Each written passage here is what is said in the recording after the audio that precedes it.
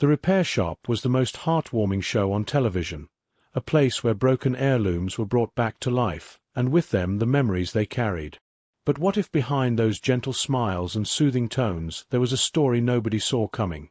A story of trauma, silence, and quiet unraveling. This tragic secret didn't just change one life. It quietly changed the show forever, and eventually it helped bring about the emotional collapse of the repair shop itself. What really happened behind those barn doors? Well, it's not good, and by the end of this video, you'll see why. The barn that fixed the broken. At first glance, the repair shop didn't look like the kind of show that would spark a cultural movement. There were no flashing lights, no dramatic music cues, and certainly no scripted conflicts. What it offered instead was something that had quietly gone missing from modern television: authentic human connection.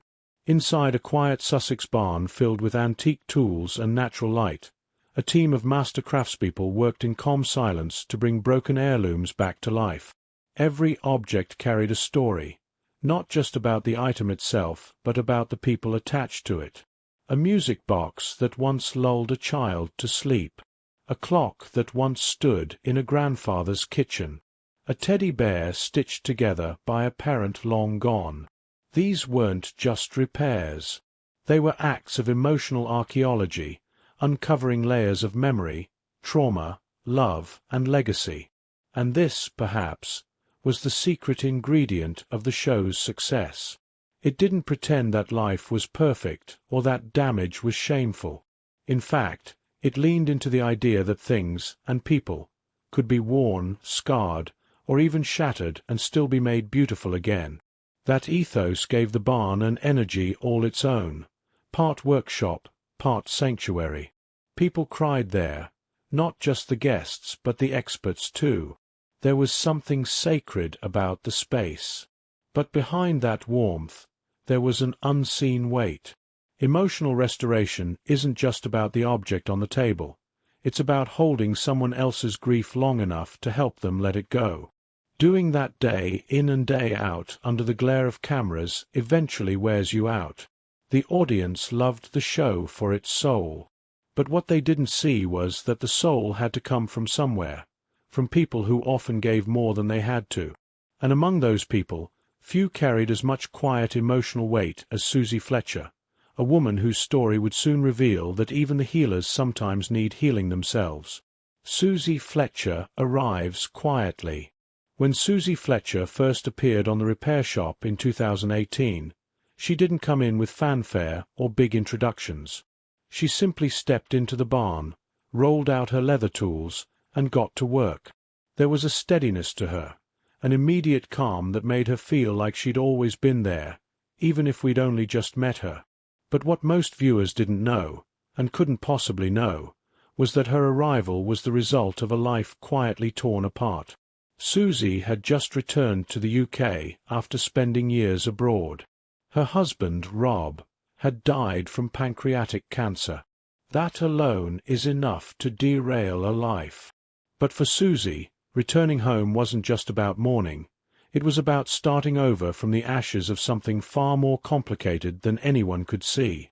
She was reluctant to be on camera, not out of shyness, but because she was emotionally depleted. Television was the last thing on her mind. She didn't want an audience. She wanted stillness, routine, maybe even invisibility. It was her brother, Steve Fletcher, already a fan favorite on the show, who encouraged her. He saw something she couldn't yet see in herself, and eventually she agreed to join, cautiously, quietly, almost like someone dipping their toe into unfamiliar water after a storm. Her role as a saddler and leather expert suited her perfectly. The work was tactile, rhythmic, and quietly demanding. It gave her something to focus on, not in a distracting way, but in a grounding one. She didn't need to explain herself to the audience or overshare. Her tools spoke for her. Her craftsmanship was a kind of conversation, one that didn't require words. Viewers responded immediately to her authenticity. She became the calm in the center of the storm, someone who listened more than she spoke and who brought a gentle reverence to every repair she handled. But the result wasn't just professional grace. It was personal survival. She was rebuilding something of her own, piece by piece. And although she rarely spoke of it at the time, Susie wasn't just returning to the UK. She was returning to herself. The saddler with a secret. As the seasons went on and Susie Fletcher's presence on the show became more beloved, she remained largely private. Her warmth was genuine, her care unmistakable. But her personal life, unlike many public figures, stayed firmly in the shadows. She wasn't mysterious by design. She simply carried herself with a kind of quiet dignity. But behind that gentleness lived a story far more haunting than anyone knew. In 2023, Susie chose to speak publicly for the first time about what she had endured in her marriage. Not just the loss of her husband to cancer, but years of intimate abuse that she had buried in silence. In interviews, and eventually in her memoir, she revealed that her husband Rob had been emotionally volatile and physically abusive. In one harrowing recollection, she described being choked so violently that she genuinely believed her life was over. For 15 years, she lived in a state of psychological survival. The man she loved had demons of his own, trauma from his childhood that never healed, and that pain eventually turned outward. But like so many survivors, Susie kept it quiet, not out of denial, but because when you're in it, especially for that long, silence often feels safer than exposure. You learn to manage, to adapt, to survive. The death of her husband in 2013 was a complex loss. There was grief, yes, but also a kind of release, followed by a wave of guilt that often accompanies the end of an abusive relationship. Who do you mourn, the person they were, or the person you hoped they'd be? And here's where things become even more poignant. By the time Susie joined the repair shop, this trauma hadn't been processed. It had been compartmentalized. She had packed it away like an old suitcase, keeping it out of sight but not out of mind. Her decision to open up about it a decade later wasn't just catharsis. It was a revelation.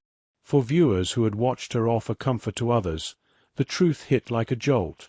The woman helping to heal everyone else had been quietly shattered herself.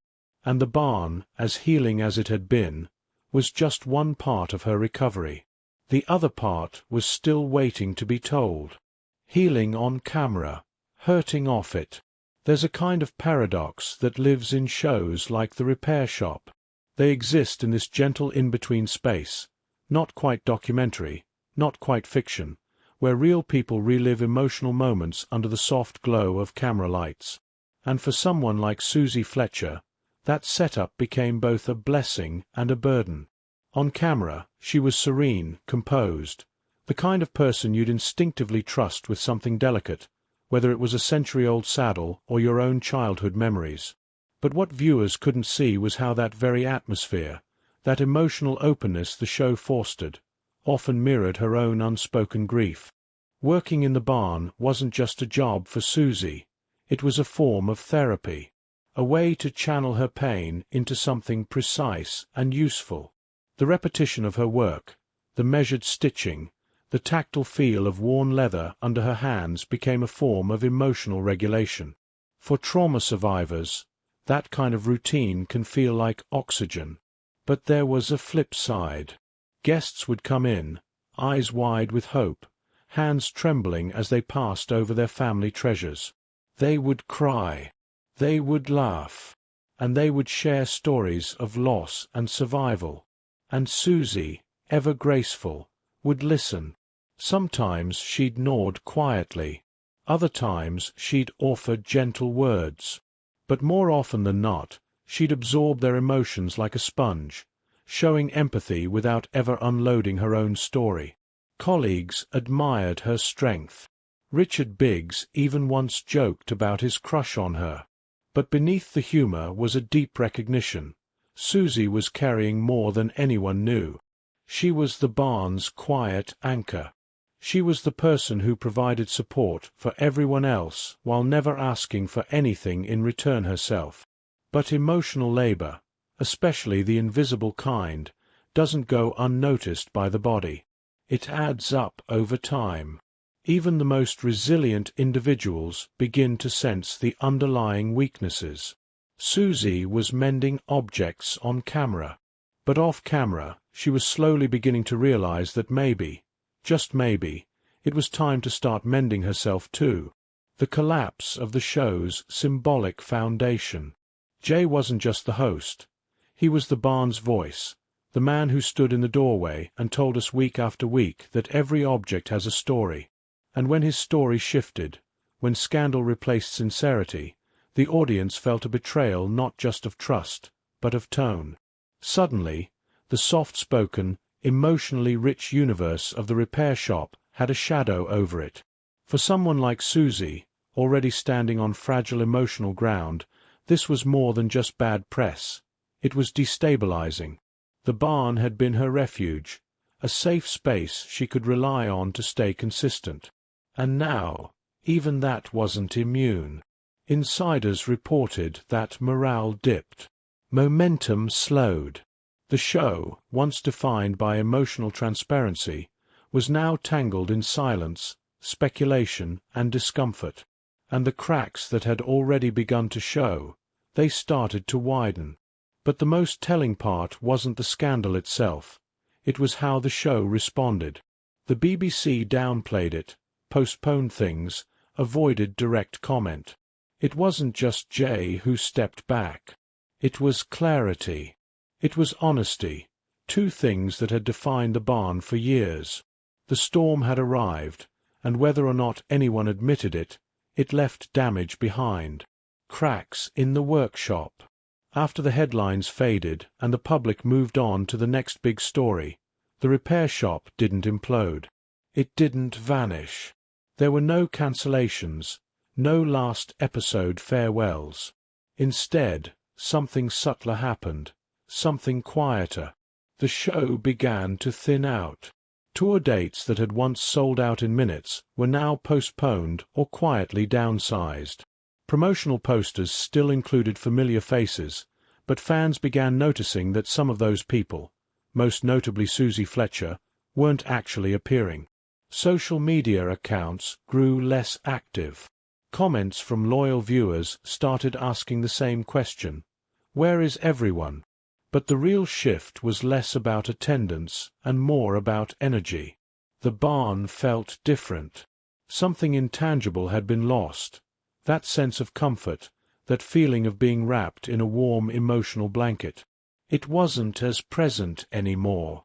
And the viewers, even if they couldn't quite articulate it, felt it. Internally, sources suggested fatigue was setting in. The emotional intensity of the show, once a strength, had become a kind of slow-burning liability. Experts were burning out. Stories were beginning to blur together. The formula, beautiful in its simplicity, started to feel strained. And at the center of it all, the most glaring absence was Susie.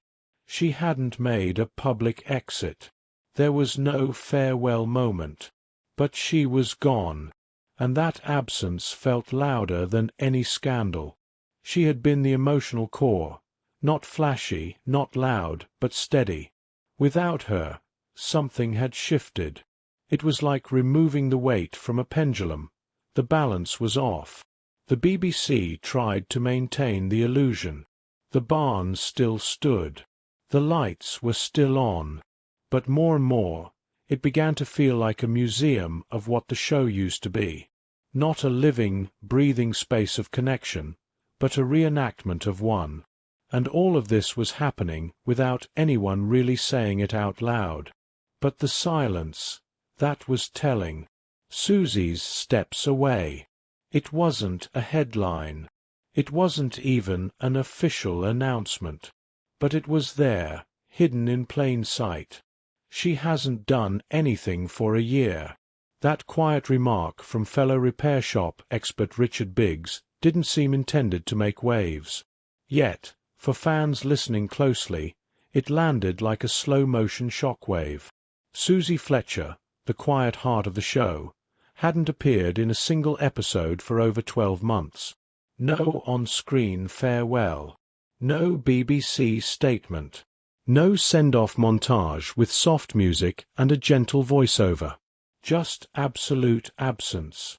And that absence was loud. For a long time, viewers hadn't noticed. Her presence had always been subtle, never seeking the spotlight. But the longer she was gone, the more obvious it became. The barn wasn't the same. The tone had shifted. The emotional glue that had once bound the workshop stories now felt weaker, more fragile. So why did she leave? There was not really a scandal. Just a woman who had perhaps given all she could give. For years, Susie had poured herself into the emotional labor of the barn, helping others mend their keepsakes while quietly carrying her own history of trauma, grief, and survival. And maybe, just maybe, she realized it was time to stop being the caretaker for everyone else and start taking care of herself. There's something deeply human about that kind of exit. Not grand. Not explosive. Just a quiet boundary drawn by someone who finally knew what she needed. But her decision to step away didn't just affect her own story. It marked a turning point for the show itself.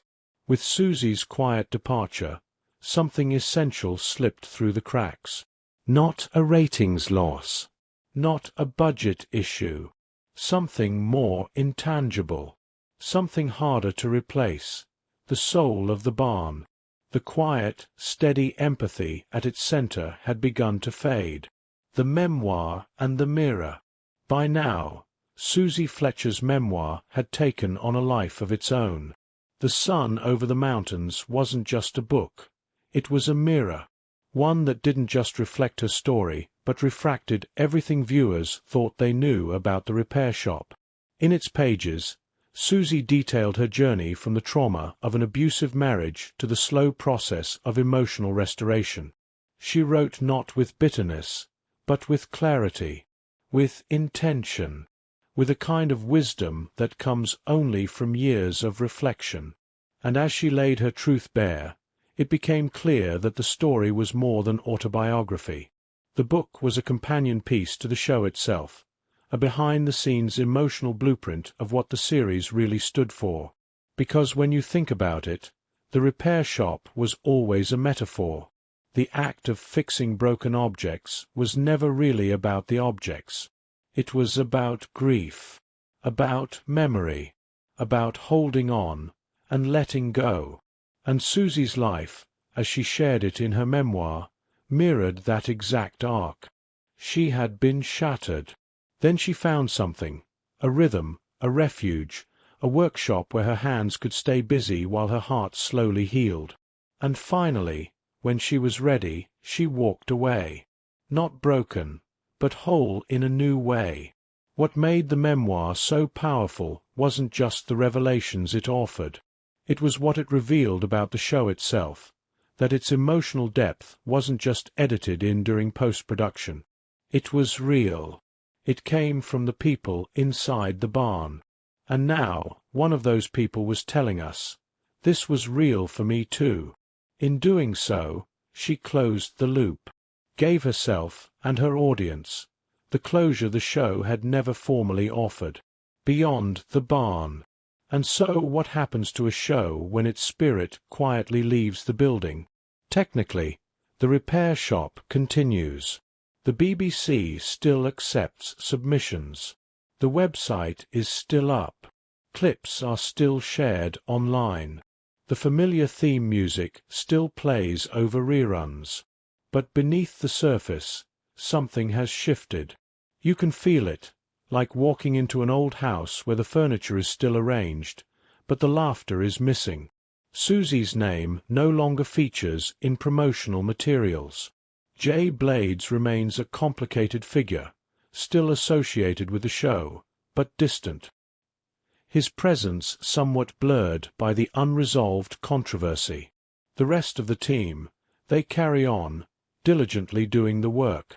But the energy, That unmistakable emotional pulse that once ran through the workshop feels fainter. What we're seeing now is a version of the show, not the show. This is what happens when format continues without foundation. You can replicate the steps, the repairs, the reveals, the gentle conversations. But without the emotional authenticity behind it, the magic doesn't land quite the same. And viewers know it. They may not say it outright, but they feel it. They miss something they can't name. Maybe it's the moments when Susie's quiet empathy balanced a tearful guest. Maybe it's the original chemistry. Or maybe it's just the knowledge that the show was once built on real emotional investment, not just production value. The barn hasn't collapsed, but it's changed. What remains is a kind of shell.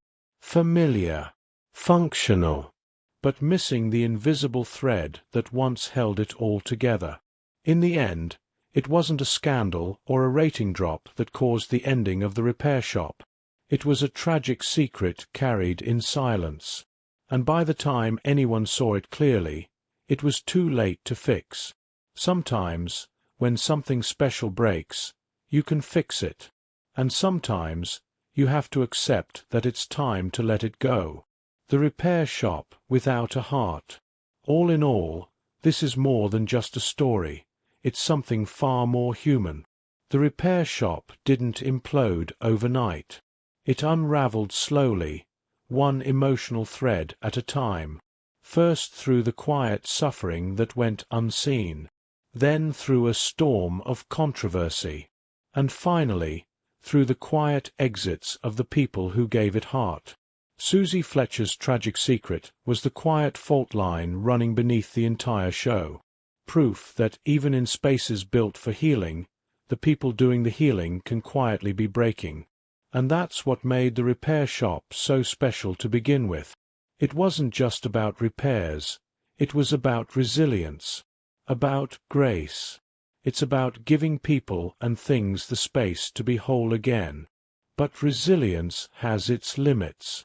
And grace, when unreciprocated, wears thin. Now, what remains is a barn with beautiful lighting and expert hands, but without the quiet soul that once made it feel sacred.